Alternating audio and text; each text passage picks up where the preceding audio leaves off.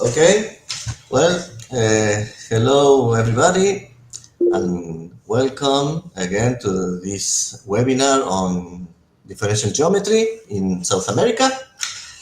It is a great pleasure to introduce today Valeria Gutierrez, a new doctor in mathematics from Cordoba, and today she will speak about stability of Einstein metrics on homogeneous spaces of non-simple Lie groups. Okay, thank you, Valeria. Thank you, Adrian. And also thanks to the organizers for the invitation to give this talk. This is the map of the talk. The first part is some preliminaries about homogeneous spaces, their curvature, and the notion of stability of Einstein metrics there. Then the second part, I will present some results I obtained with Jorge.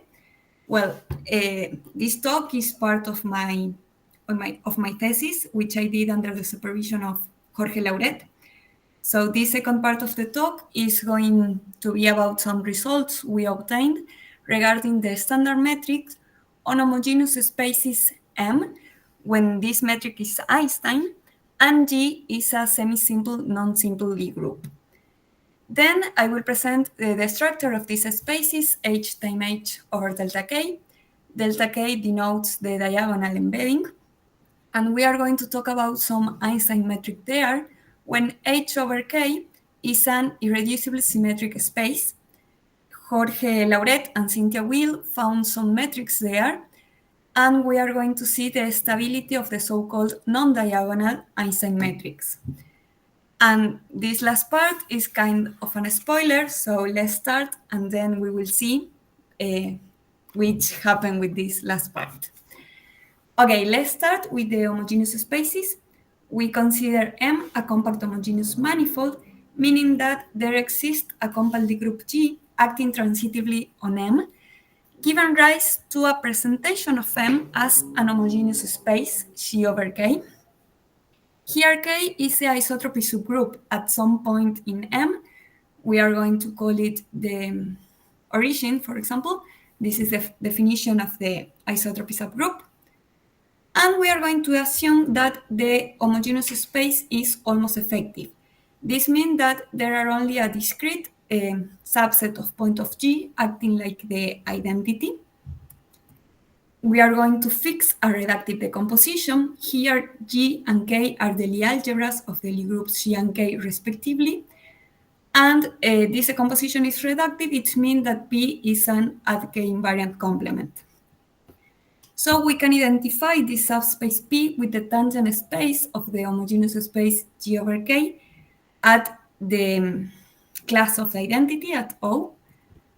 And we have this bisection about the between the set of G invariant metrics on the homogeneous space G over K and add K invariant inner products on the subspace P.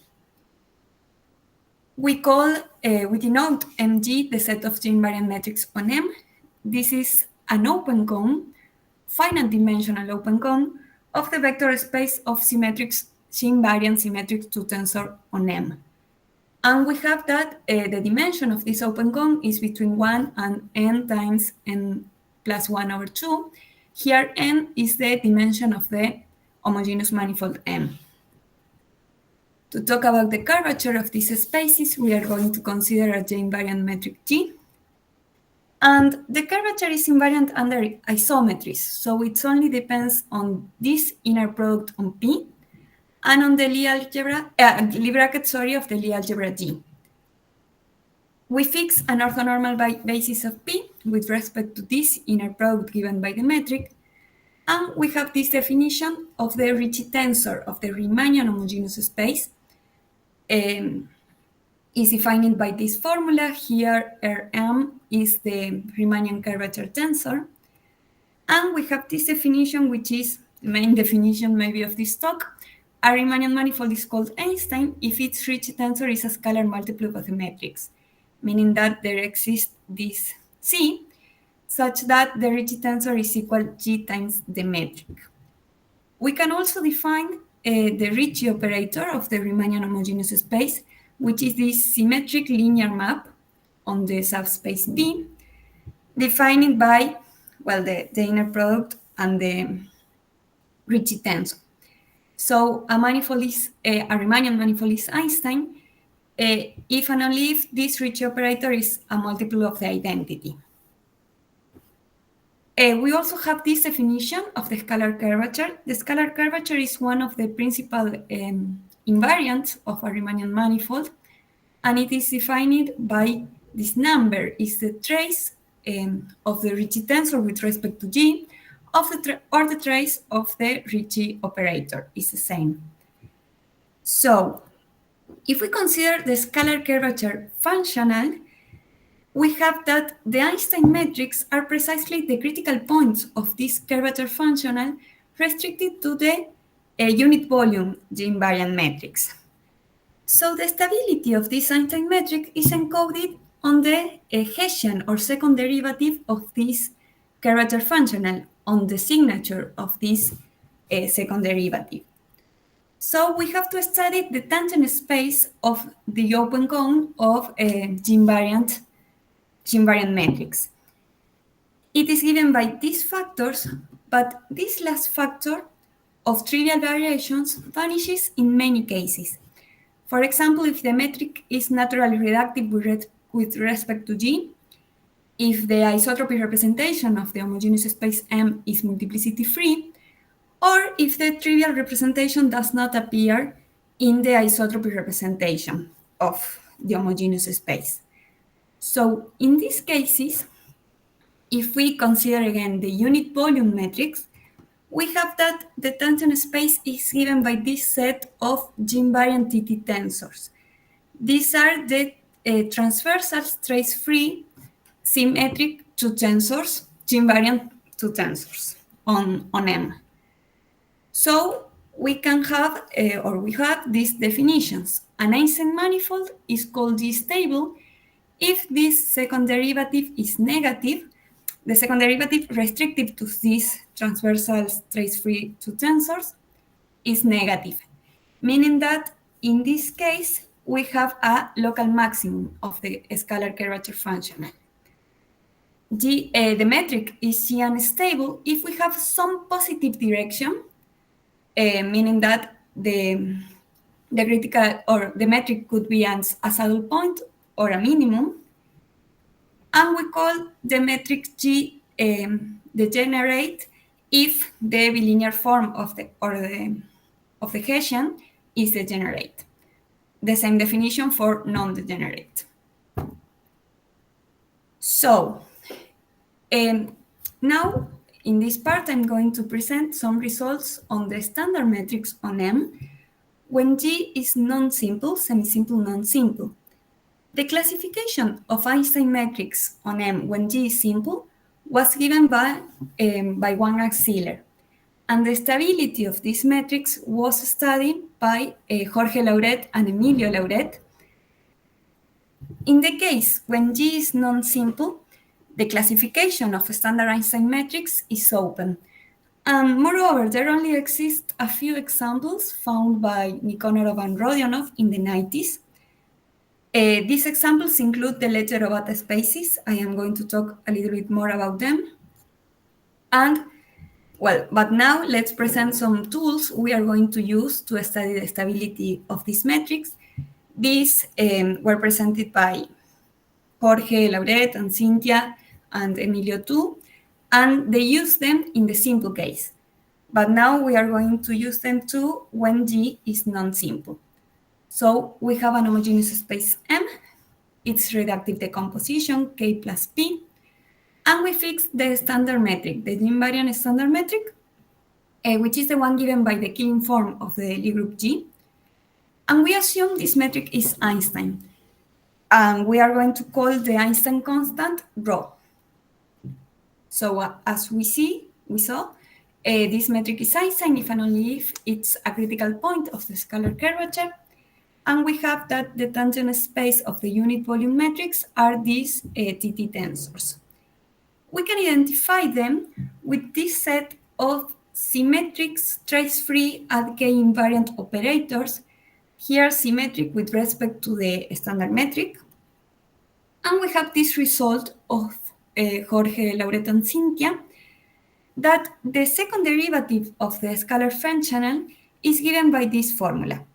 Here we have rho, the Einstein constant of the standard metric GB, and this LP if a self-adjoint operator defined by this formula.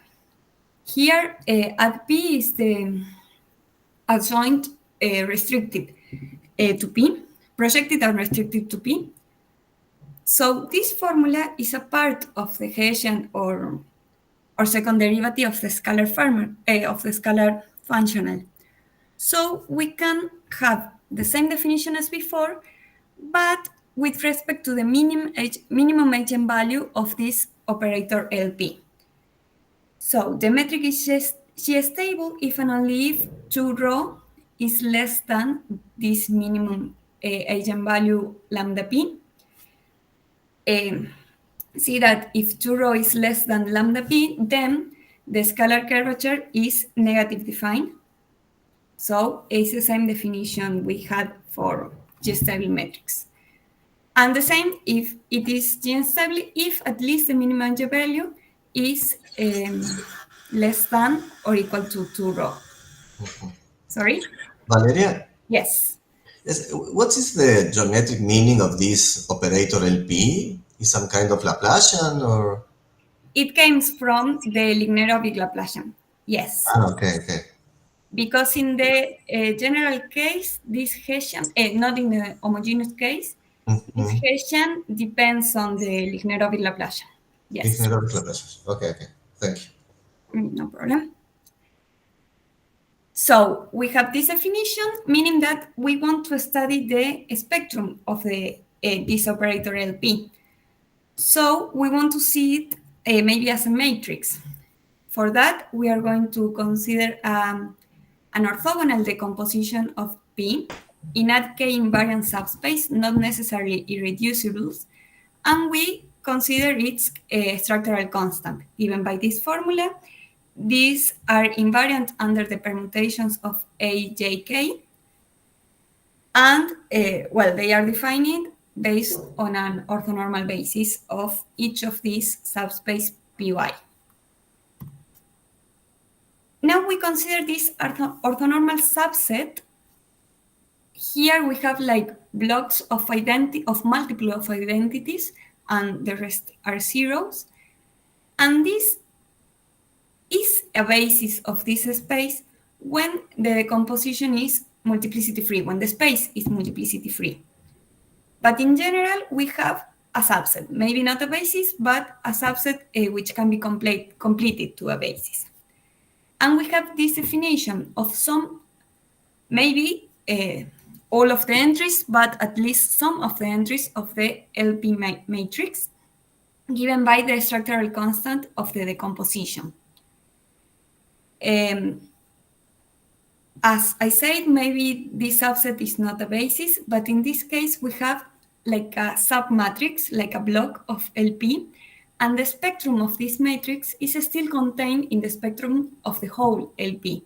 So we can use it to have maybe some boundaries about the eigenvalues. So first, let's talk about the Leggero-Bata spaces, a special case when G is non-simple and the standard metric is Einstein. We are going to define it. We consider F a connected compact simplicity group and G m+1 times F. We have that this G acts transitively on G bar, which is one less factor of F, by this action, with isotropy group at the identity given by K, which is the diagonal embedding, delta m+1 F. See that if we put here the identity, we obtain again here the identity if and only if all the coordinate x are the same.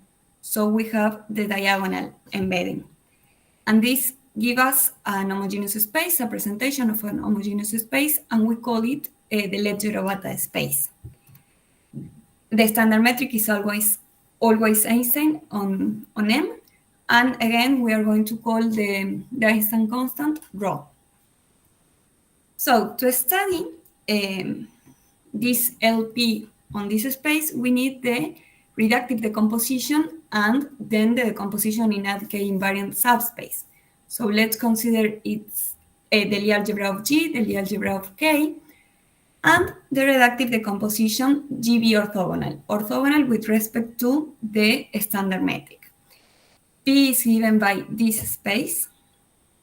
And if we want to decompose it in K invariant subspace, we have to consider this G alpha.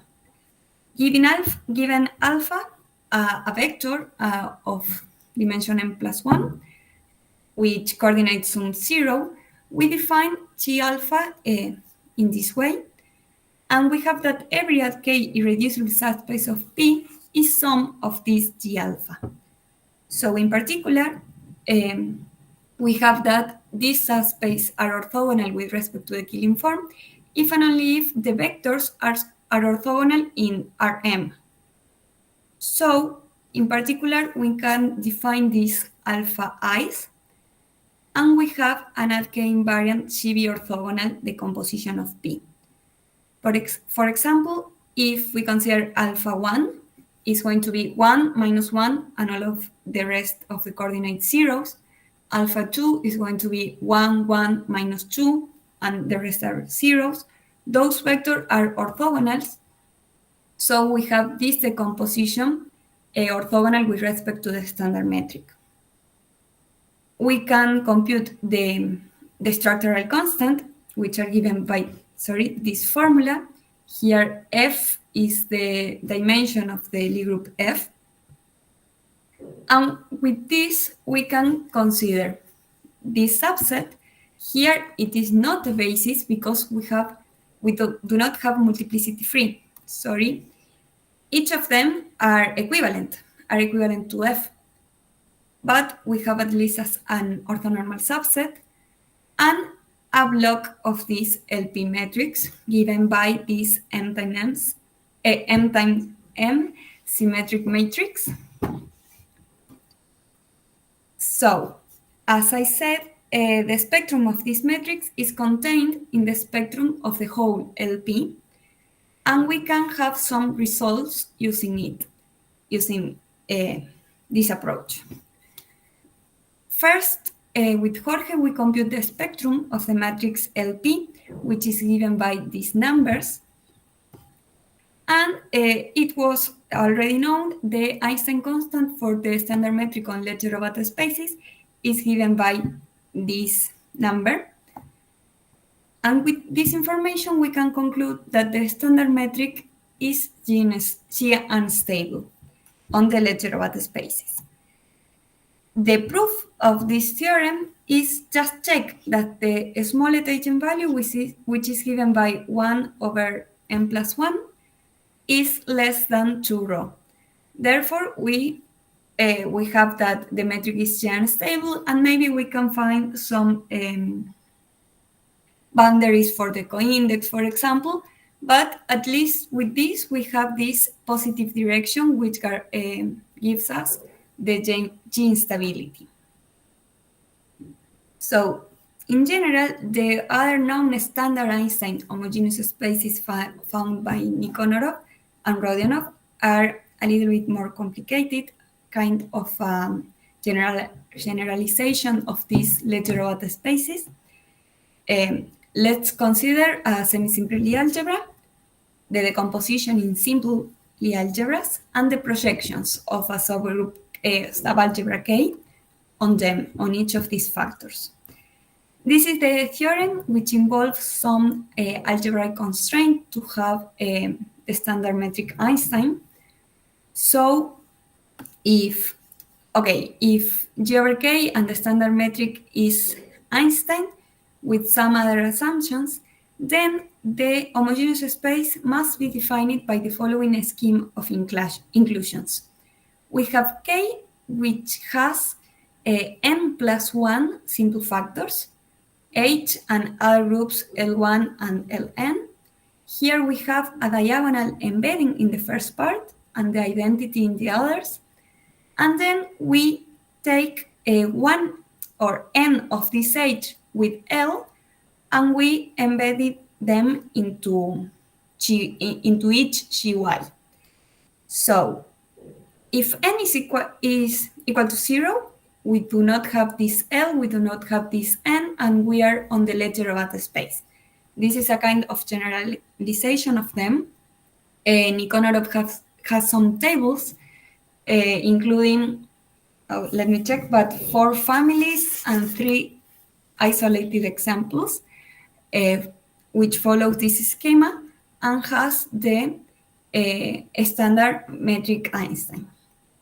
So to work with them, again, we are going to consider the homogeneous space G over K, and we want a reductive decomposition of it orthogonal with respect to the standard metric.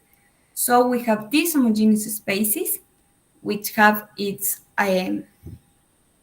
isotropic representation Qj, and for each of the other subalgebras, when we embed H into Gj, we obtain this Killing constant, because when we restrict the Killing form of the Lie algebra Gj, we obtain this constant Cj. So it's more for computations, but we want it to be orthogonal with respect to the Killing form of G. So this is our subspace P now. In the first part, we only have copies of H, and then we have the projection and a factor in this complement Qj. And to make it orthogonal with respect to the Killing form, we have to ask that this equation, or that this sum is equal to 0.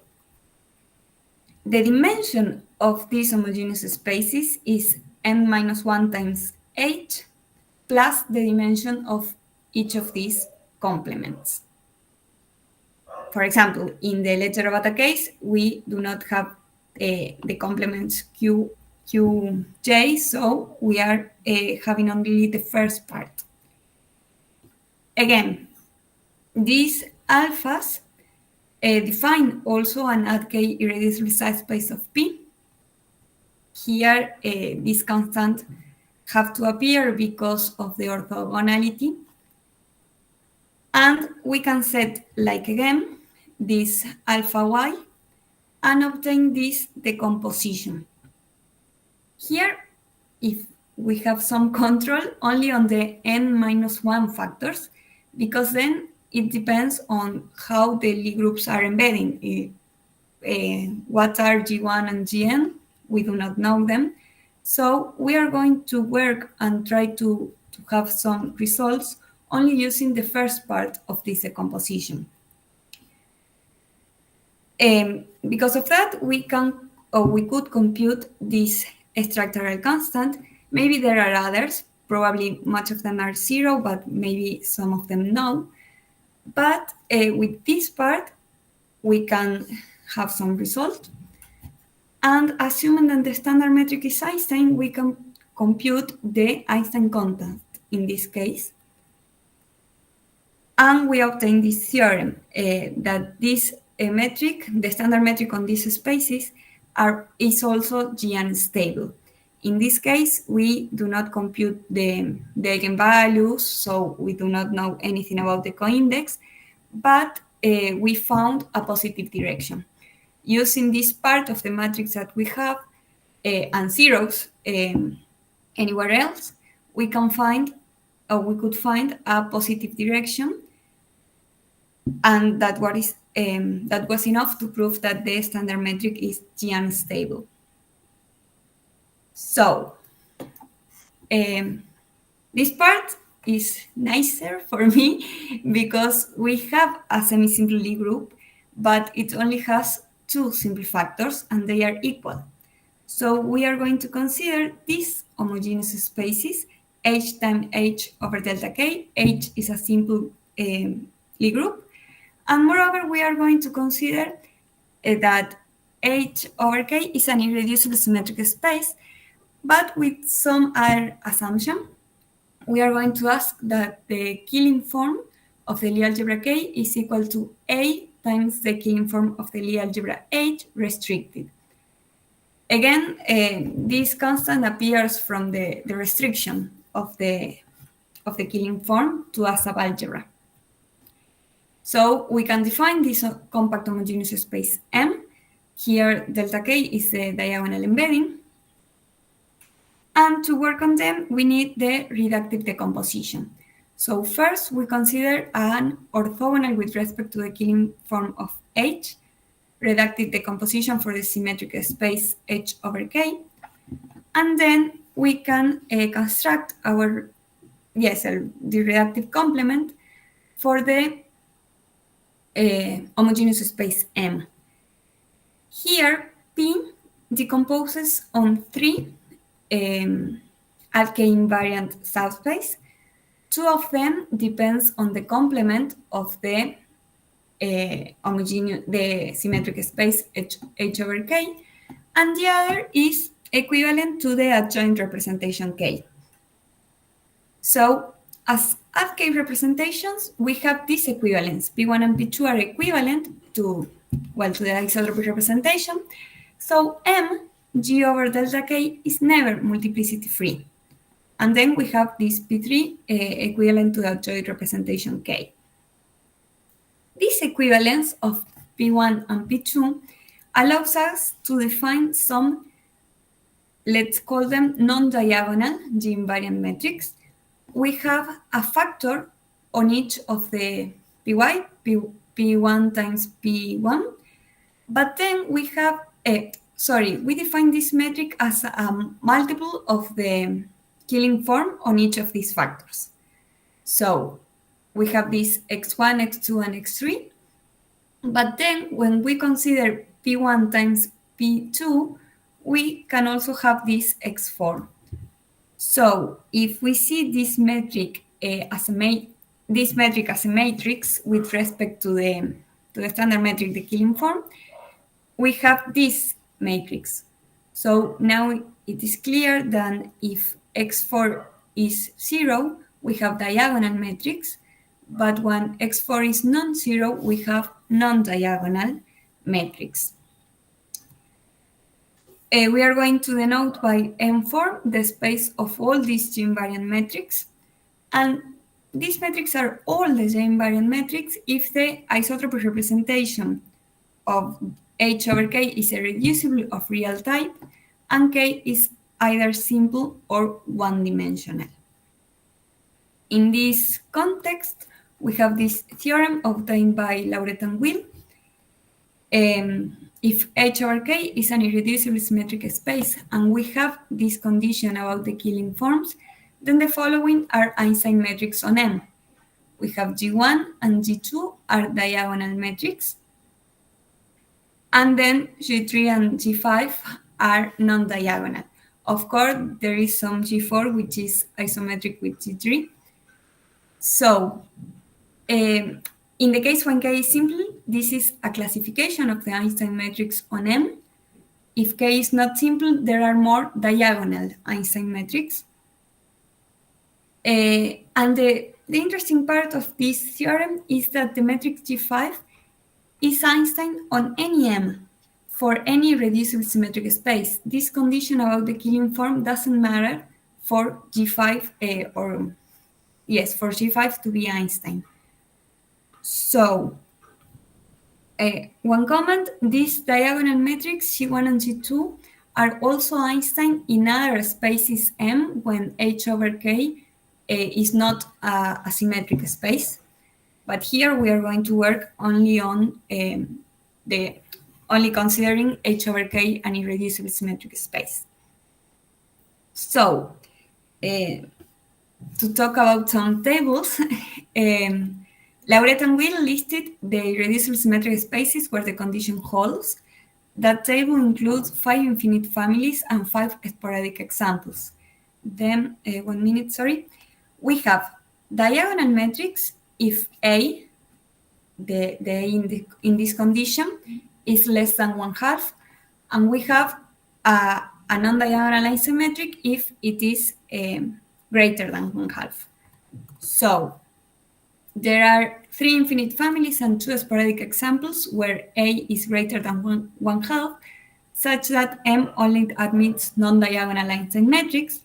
And then we have 2 infinite families and 3 isolated examples where M admits diagonal metrics. But we also have this special metric G5, which is Einstein no matter the condition. So there exist 5 more family and 7 isolated examples where M admits this non-diagonal Einstein metric. So to talk about the stability, we consider again this scalar curvature functional, restricted now to the set of unit volume invariance metric on M form of this special form x1, x2, x3, and x4. We have this lemma which gives us the formula of the scalar curvature for any metric of this form on M. Here N is the dimension of the symmetric space and D is the dimension of K. And I recall the definitions. We call the metric G unstable if we have some positive direction, and we call it non-degenerate if the Hessian or as bilinear form is non-degenerate. Lauret and Will studied the stability of diagonal metrics on M. They proved that these metrics are both G unstable. One of them is a local minimum of the scalar curvature restricted to the diagonal metrics of unit volume, and the other is a saddle point. So now, to study the stability of this non-diagonal Einstein metric, we have this theorem that in any irreducible symmetric space, G5 is non-degenerate, G unstable of coindex equal to 1, and if the irreducible symmetric space follows this condition, satisfies this condition, we have that G3 is also non-degenerate and G unstable with coindex equal to 2. Just to make a sketch of proof of this, we compute the normalized scalar curvature for any metric of the form x1, x2, 1, x4. Note that both of our Einstein metrics has x3 equal to 4. Has x3 equal to 1. So this is the formula. And these points representing the Einstein metrics are critical points of the Hessian of this normalized scalar curvature. And we do not compute the eigenvalues of this Hessian, but we have some boundaries, obtaining that in the case of G5, we have 2 negative eigenvalues, and in the case of G3, we have only 1. That is the way we obtain these coindices. Just to see an example, we consider the homogeneous space M of dimension 20, given by SU4 times SU4 over delta SP2. This is the graph of the normalized scalar curvature restricted to the plane x1 plus x2 equal to 2. Here we have the metric G5 and G3. Restricted to this plane, G3 appears to be a minimum, so then we plot the function on the restricted to the plane x1 equals to x2, and in this plane we can see the negative direction. So we see the coindices we computed earlier. We can see them on these plots. So to the last part now of the talk is a question if these Einstein metrics are always unstable. We obtain unstability results on the Legere-Batta spaces, on those more general spaces of Nikonov and Rodionov. And then again, Jorge and Cynthia obtained unstable results for the diagonal metrics, and I obtained unstable results for these non-diagonal Einstein metrics on H times H or delta K. So the question is if the fact that G is non-simple implies something about the instability. The answer is no. So I am going to give an example of a G-stable Einstein metric with non-simple G. For that, we consider a simple group H and K a proper subgroup of it, and we define G as H times K. It acts on the Lie group H by this action, giving rise to a presentation of the simple Lie group H as a homogeneous space. G over delta K, again, delta K is the diagonal embedding. To consider the reductive decomposition, we have G, which is H plus K as Lie algebras, and we want to find this reductive complement orthogonal with respect to the Killing metric of G. So, first we decompose H as K plus A, where A is the orthogonal complement with respect to the Killing form of H. And we have this P tilde defined by this set. Here, xk and xh are the projections of an element of the Lie algebra G with respect to this sum. And again, we have this Killing constant C because of the restriction of the Killing form of H to the Lie subalgebra K. We have a diffeomorphism given by the action between the homogeneous space G over delta K and the simple Lie group H. And this diffeomorphism, the differential of this diffeomorphism at the class of the identity, the inverse of it is given by this formula. Here we have Z is in H, and we want to see it on P. So we have some formula if it is a part of A or if it is part of K. Here again, this C is involved. And this diffeomorphism give us it is an AdK equivariant map, so give us a diffeomorphism between the left invariant AdK invariant matrix on H and the G invariant matrix on M. With this context, in this context, we have this theorem that for any simple Lie group different to SUN and SPN and a subgroup of H, there exists an H times K invariant Einstein metric on M, which is G stable, H times K stable. The proof of it is using this diffeomorphism between the metrics, the left invariant AdK invariant matrix on H and the G invariant matrix on M. It is well known that the Killing metric on H is Einstein. Therefore, this diffeomorphism gives us an G invariant Einstein metric on M, this G naught.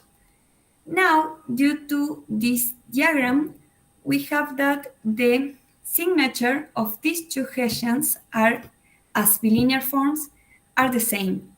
So, in the cases when the Killing metric is known to be stable, we have a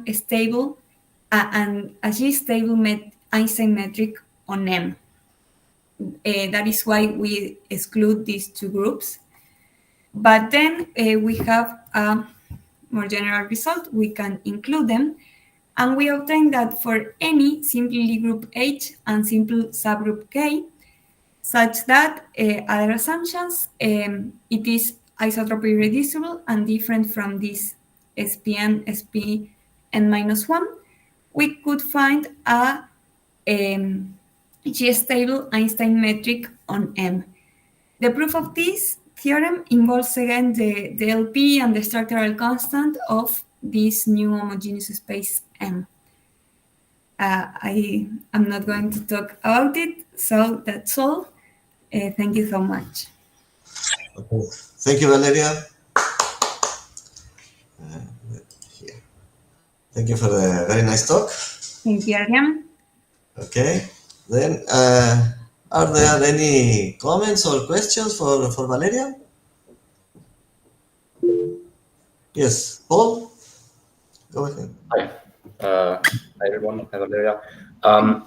Very nice talk. I wanted to ask about this theorem of Nikonov towards the classification for the standard Einstein matrix on non-semi-simple. Yes. Non-semi-simple. How much like this is only if statement? So we Oh, sorry. I am not hearing well. I don't know if it is only me. feedback. Is it better now or? Yes. Yes, much better. I was wondering if you have these conditions on K, is this an if and only if statement? So are all spaces of this form automatically standard Einstein, or is this how much does one have to do if one wants to really write down all the spaces that one gets? Okay, no, it's just like the other way. If you have okay, yes, if you have a standard Einstein homogeneous space, then it's going to follow this schema of inclusion. But know that we also have this hypothesis, right? Yes. The proof of Nikonov is very hard. It's complicated because he considered a lot of equalities and formulas and a system of equations to make the metric Einstein, right? Because you have to have all the eigenvalues of the Ricci operator equal. But they do not say so much about these spaces, L1, Ln, and G1, Gn. They only have one table and then other assumptions, but it's difficult to understand if they are all of them. Okay. So there's something left to do if one wants to classify all these spaces. Yes, the consider it only the standard metric, right? Yes. Yes, I think so. Maybe I can share you the paper of Nikonov, but I think they have some items where they leave spaces for other examples. Okay. All right. Oh, thank you. Okay. Are there any other questions or remarks? Okay. In the last part, Yes. there is a number C. Yes. Is it positive? What does it have a Yes. sign? It's a positive. It is between 0 and 1. And Okay, okay. I don't know. Yes, I think in most cases it is already computed by Datry and Sealer. Uh-huh. And I think Emilio made some computations there too. Okay, okay, okay. Because there was some C+1 in the dividing, and so I didn't know. Yes. Yes, yeah, Yes, right. yes. It's only positive. It's always positive. Yeah, perfect. And another thing, did you use a lot of Maple or some computer or software computer for doing the computations? Yes, all the time. Okay. Most in this part, right? Because all these computations were very difficult. There Uh-huh. are some formulas for, obtained by Jorge and Cynthia about the Ricci operator in of these spaces. So it was like we need to order that formula on each of these